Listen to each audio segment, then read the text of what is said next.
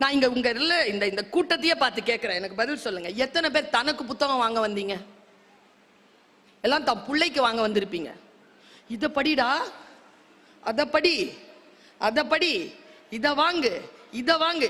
நீங்க என்ன வாங்குனீங்க? இன்னைக்கு எத்தனாவது நாள் சார்? 4வது நாளா, 6வது நாளா?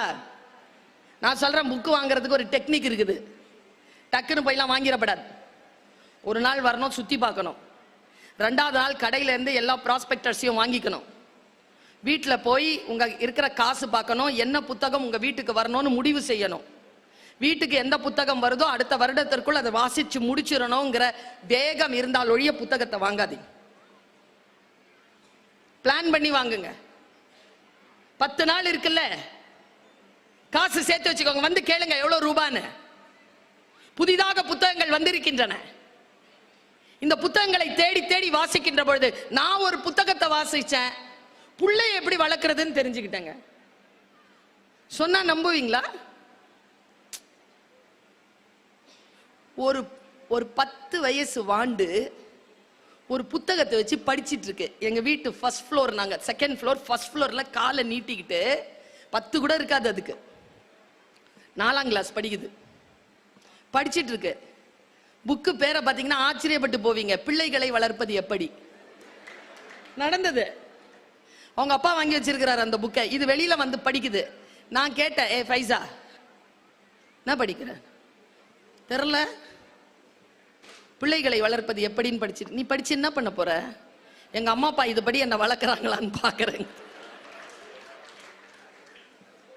புத்தகத்தை வாசிக்கிறது இருக்குல்ல, நான் ஒரு புத்தகத்தை வாசிச்சேன், பிள்ளைய எப்படி வளர்க்கறதுன்னு தெரிஞ்சு போச்சு.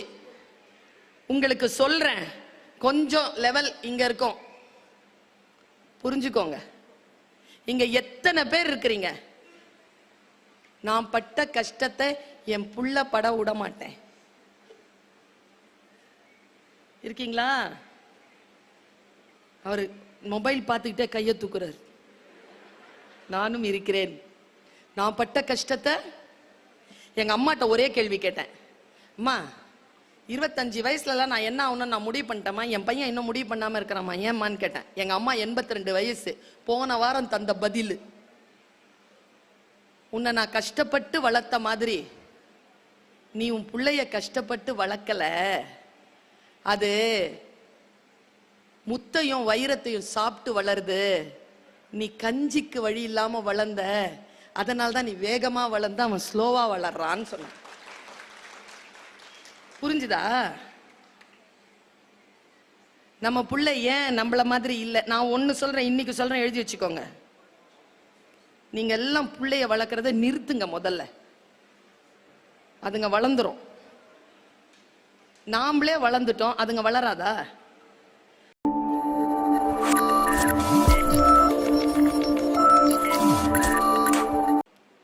இந்த கூட்டத்துக்கு வந்திருக்கிறவங்களுக்கு மட்டும் எக்ஸ்க்ளூசிவா சொல்றேன்.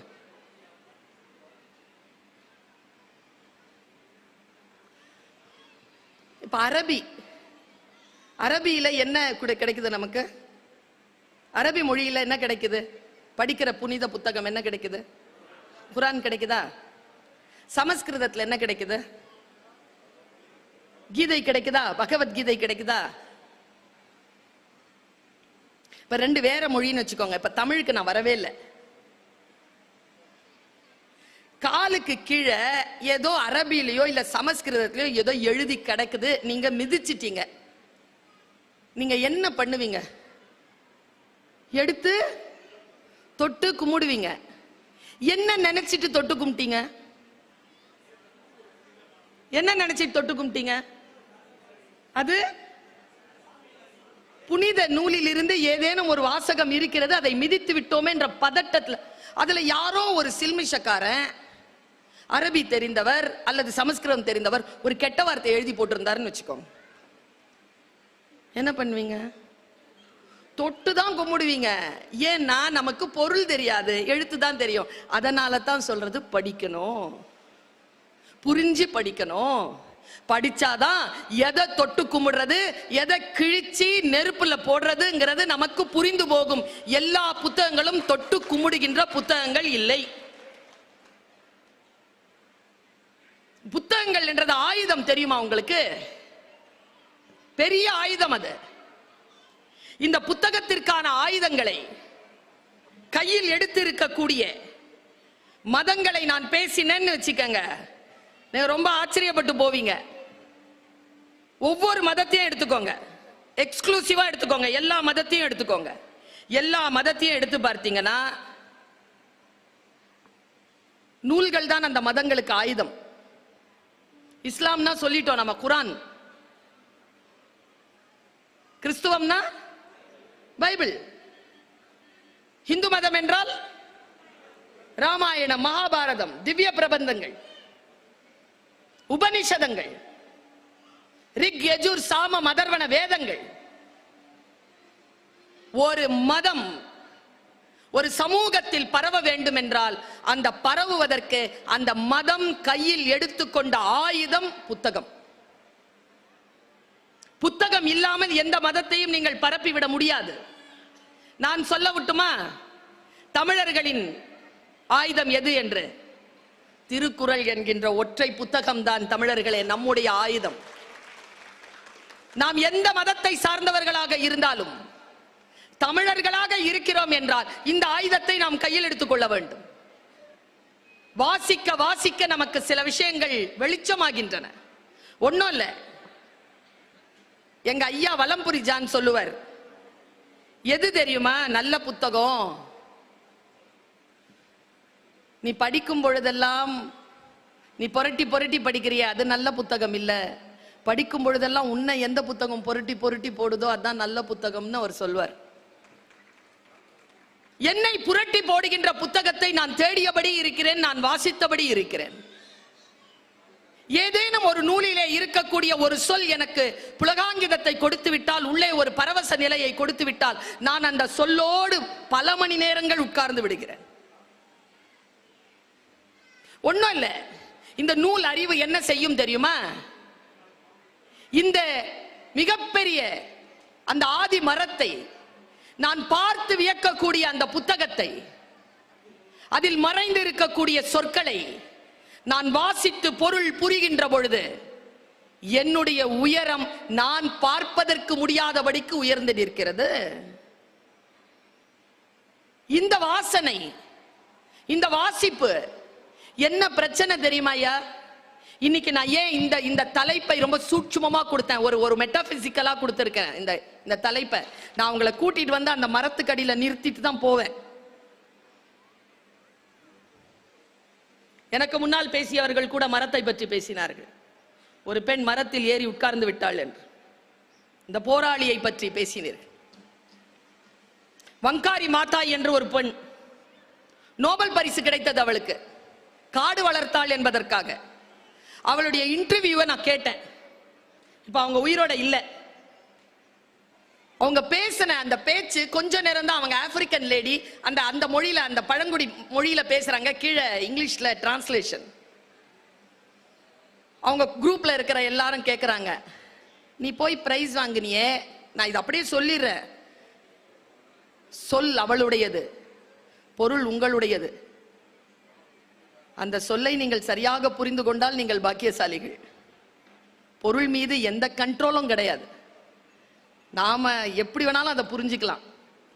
பாருங்க, அவ சொன்ன வார்த்தை, அவ கிட்ட இருக்கிற ஒரு தோழி கேட்கிறா, நோபல் பரிசுல என்ன கொடுப்பாங்க? அந்த பழங்குடி பெண்ணுக்கு வங்காரி மாதாய் சொன்னாங்க, நிறைய காசு கொடுப்பாங்க. சிரிச்சுக்கிட்டே அந்த பழங்குடி பெண் சொல்றா, இந்த காசை வச்சுக்கிட்டு என்ன பண்றதா? இவ்வளவுதான் செய்தி. காசை வச்சுக்கிட்டு ஒன்னும் பண்ண முடியாது, மரம் வளர்த்தால் ஏதேனும் செய்யலாம் என்று அந்த பழங்குடி பெண் சொல்கிறாள்.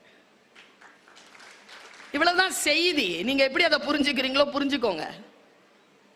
பாருங்க, நான் ஒரு புத்தகத்தை வாசிக்கிறேன், அந்த புத்தகம் என்னை வேறு நிலையில் என்னை விழிக்க வைக்கிறது.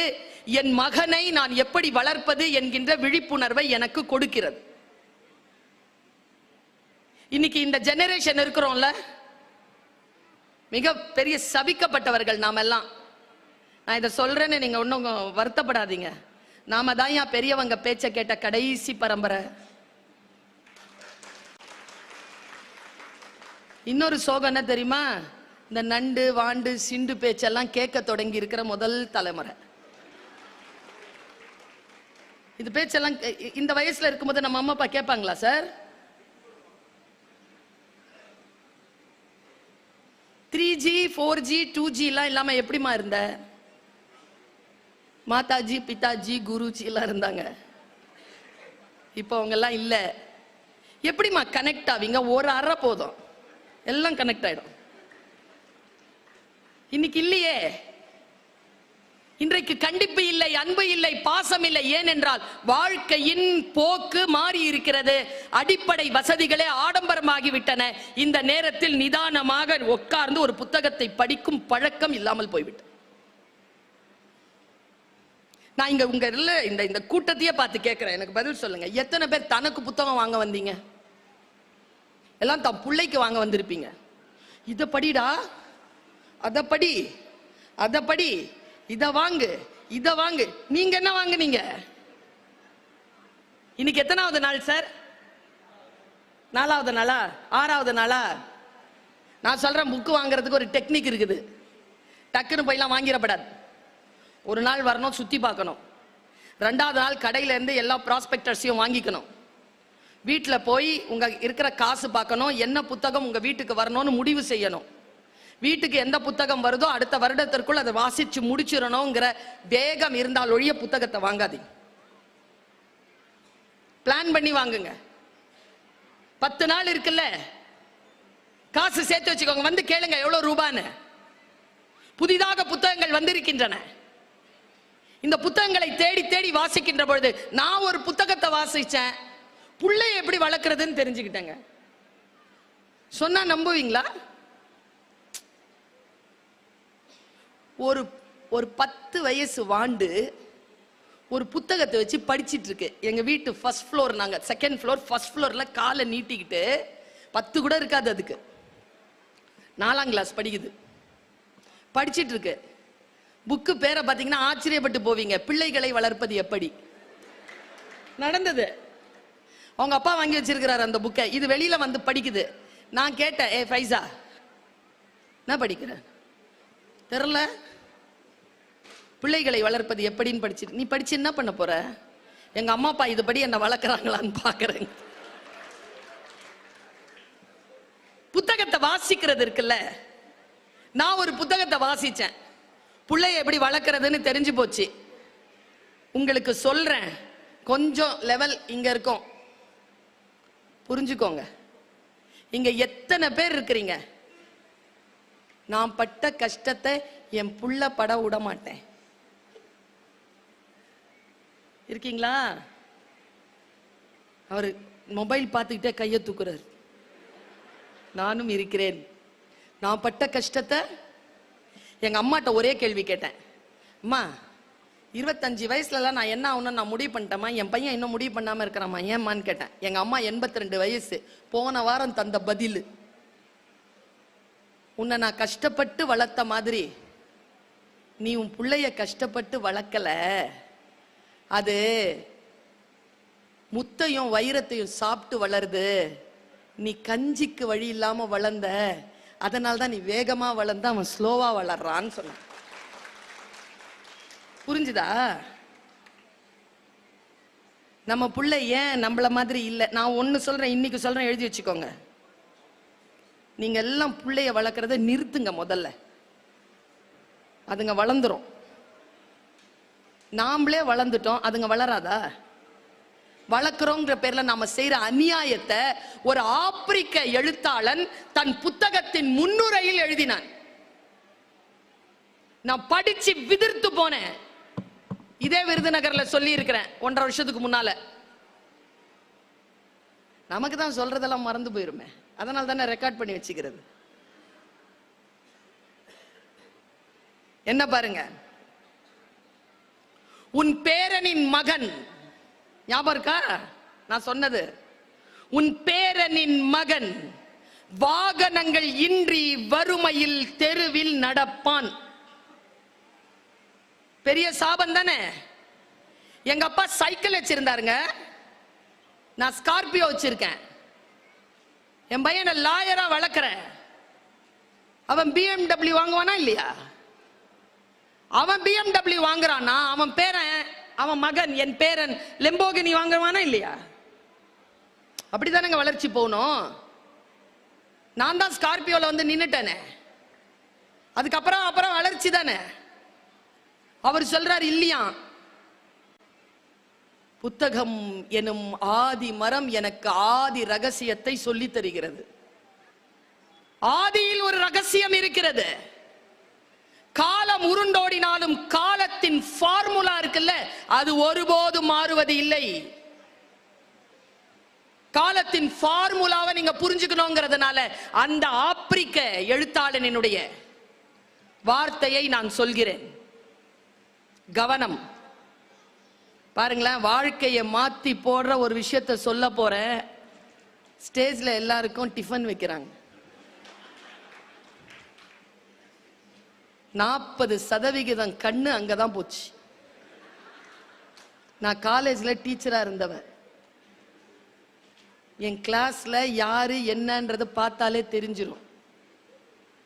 25 வருஷத்துல ஒரு பிள்ளை கூட ஃபெயில் ஆனதில்லை, ஃபெயில் ஆக விட்டதில்லை. ஏன்னா கவனம். ஒரு விஷயத்தை சொல்லிட்டு இந்த வாக்கியத்தை சொல்றேன்.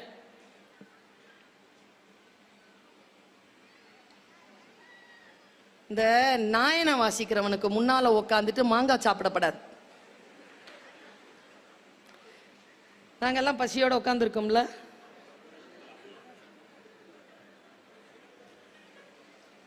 பசியோட தானே உட்காந்துருக்கீங்க. சாப்பிடலாமா அவங்க? பாரு, நுட்பமான ஒரு வார்த்தையை சொல்லிவிட்டு இந்த வார்த்தையை சொல்றேன். நம் வாழ்க்கையை மாற்றக்கூடிய ஒரு செய்தி நம்மை வந்து சேர்கின்ற பொழுது நம் கவனம் சிதறக்கூடிய நிகழ்ச்சிகள் சமூகத்தில் நடக்கும். அந்த கவன சிதறினால், கவனம் அந்த பக்கம் போறதுனால, அதை பார்க்கறதுனால நம்ம வாழ்க்கையில எந்த ஏற்றமும் நடக்காது. இப்போ இங்க வந்து ஸ்நாக்ஸ் வச்சுட்டு போனாங்க, அதை பார்த்தோம், ஏதாவது வாழ்க்கையில் வளர்ந்துட்டோமா? இந்தா மிக முக்கியமான விஷயத்த சொல்லிட்டு இருக்கும்போது உங்க கவனம் சிதறி மறுபடியும் இதே மனநிலையில் நீங்கள் இருக்க, இதே வார்த்தை வந்து சேர்வதற்கு 30-40 வருஷம் ஆயிடும்.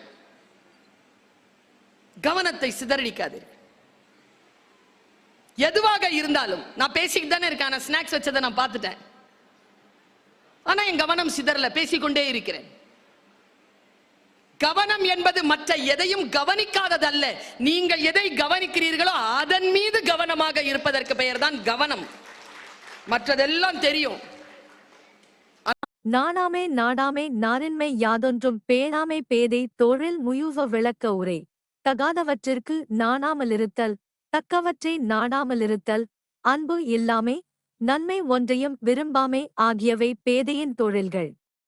சாலமன் பாப்பையா விளக்க உரை. தீமைக்கு வெட்கப்படாதிருப்பது, விரும்ப வேண்டியவற்றை விரும்பாதிருப்பது, எவரிடத்தும் அன்பு இல்லாதிருப்பது, காக்க வேண்டிய எதையும் காவாதிருப்பது ஆகியவை அறிவற்றவரின் செயல்கள் ஆகும். கலைஞர் விளக்க உரை. வெட்கப்பட வேண்டியதற்கு வெட்கப்படாமலும், தேட வேண்டியதை தேடிப் பெறாமலும் அன்பு காட். நாணாமே நாடாமே நாரின்மை யாதொன்றும் பேணாமை பேதை தோழில் முயுவ விளக்க உரை. தகாதவற்றிற்கு நாணாமலிருத்தல், தக்கவற்றை நாடாமலிருத்தல், அன்பு இல்லாமை, நன்மை ஒன்றையும் விரும்பாமை ஆகியவை பேதையின் தொழில்கள். சாலமன் பாப்பையா விளக்க உரை. தீமைக்கு வெட்கப்படாதிருப்பது, விரும்ப வேண்டியவற்றை விரும்பாதிருப்பது, எவரிடத்தும் அன்பு இல்லாதிருப்பது, காக்க வேண்டிய எதையும் காவாதிருப்பது ஆகியவை அறிவற்றவரின் செயல்கள் ஆகும். கலைஞர் விளக்க உரை. வெட்கப்பட வேண்டியதற்கு வெட்கப்படாமலும், தேட வேண்டியதை தேடிப் பெறாமலும் அன்பு காட். நாணாமே நாடாமே நாரின்மை யாதொன்றும் பேணாமை பேதை தோழில் முயுவ விளக்க உரை. தகாதவற்றிற்கு நாணாமலிருத்தல், தக்கவற்றை நாடாமலிருத்தல், அன்பு இல்லாமை, நன்மை ஒன்றையும் விரும்பாமை ஆகியவை பேதையின் தொழில்கள். சாலமன் பாப்பையா விளக்க உரை. தீமைக்கு வெட்கப்படாதிருப்பது, விரும்ப வேண்டியவற்றை விரும்பாதிருப்பது, எவரிடத்தும் அன்பு இல்லாதிருப்பது, காக்க வேண்டிய எதையும் காவாதிருப்பது ஆகியவை அறிவற்றவரின் செயல்கள் ஆகும். கலைஞர் விளக்க உரை. வெட்கப்பட வேண்டியதற்கு வெட்கப்படாமலும், தேட வேண்டியதை தேடிப் பெறாமலும் அன்பு காட். நாணாமே நாடாமே நாரின்மை யாதொன்றும் பேணாமை பேதை தொழில் முயுவ விளக்க உரை தகாதவற்றிற்கு நாணாமலிருத்தல் தக்கவற்றை நாடாமலிருத்தல் அன்பு இல்லாமை நன்மை ஒன்றையும் விரும்பாமை ஆகியவை பேதையின் தொழில்கள். சாலமன் பாப்பையா விளக்க உரை தீமைக்கு வெட்கப்படாதிருப்பது விரும்ப வேண்டியவற்றை விரும்பாதிருப்பது எவரிடத்தும் அன்பு இல்லாதிருப்பது காக்க வேண்டிய எதையும் காவாதிருப்பது ஆகியவை அறிவற்றவரின் செயல்கள் ஆகும்.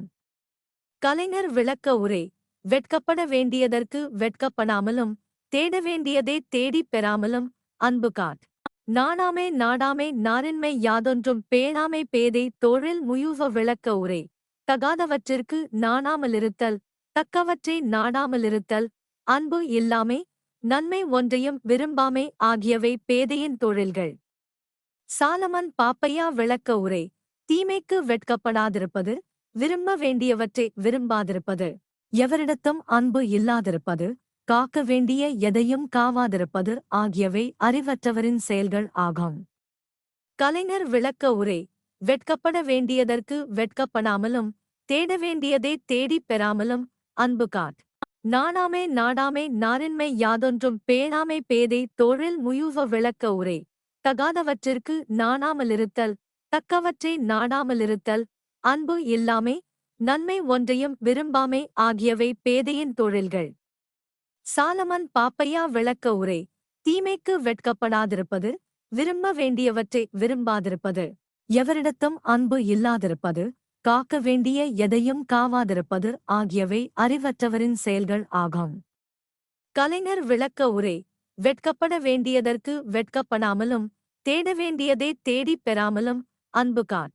நாணாமே நாடாமே நாரின்மை யாதொன்றும் பேணாமை பேதை தொழில் முயுவ விளக்க உரை தகாதவற்றிற்கு நாணாமலிருத்தல் தக்கவற்றை நாடாமலிருத்தல் அன்பு இல்லாமை நன்மை ஒன்றையும் விரும்பாமை ஆகியவை பேதையின் தொழில்கள். சாலமன் பாப்பையா விளக்க உரை தீமைக்கு வெட்கப்படாதிருப்பது விரும்ப வேண்டியவற்றை விரும்பாதிருப்பது எவரிடத்தும் அன்பு இல்லாதிருப்பது காக்க வேண்டிய எதையும் காவாதிருப்பது ஆகியவை அறிவற்றவரின் செயல்கள் ஆகும். கலைஞர் விளக்க உரை வெட்கப்பட வேண்டியதற்கு வெட்கப்படாமலும் தேட வேண்டியதை தேடிப் பெறாமலும் அன்பு காட். நாணாமே நாடாமே நாரின்மை யாதொன்றும் பேணாமை பேதை தொழில் முயுவ விளக்க உரை தகாதவற்றிற்கு நாணாமலிருத்தல் தக்கவற்றை நாடாமலிருத்தல் அன்பு இல்லாமை நன்மை ஒன்றையும் விரும்பாமை ஆகியவை பேதையின் தொழில்கள்.